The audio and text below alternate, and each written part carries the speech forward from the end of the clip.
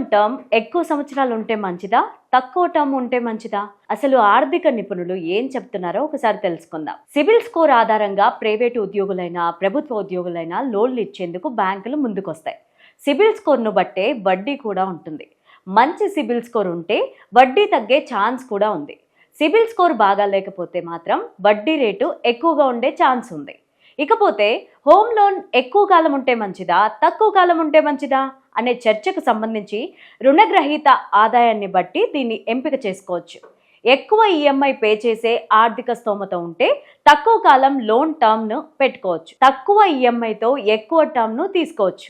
అయితే ఇందులో లాభ నష్టాల గురించి ఇప్పుడు చర్చిద్దాం. రుణం తీసుకునే వ్యక్తి వయసు ఆధారంగా కూడా లోన్ టర్మ్ ఆధారపడి ఉంటుంది. 10 నుంచి 30 ఏళ్ల వరకు కూడా హోమ్ లోన్ గడువు పెట్టుకోవచ్చు. అయితే బ్యాంకులను బట్టి కూడా ఈ టర్మ్ ఆప్షన్ ఉంటుంది. ఎక్కువ కాలం హోమ్ లోన్ టర్మ్ గడువు పెట్టుకుంటే ఈఎంఐ తక్కువే చేసుకోవచ్చు. అయితే మనం కట్టే ఈఎంఐలో నామమాత్రంగానే అసలు తగ్గుతుంది. తక్కువ హోమ్ లోన్ టర్మ్ పెట్టుకుంటే అందులో ఎక్కువగా అసలు తీరుతుంది. వడ్డీకి తక్కువగా కట్ చేస్తారు.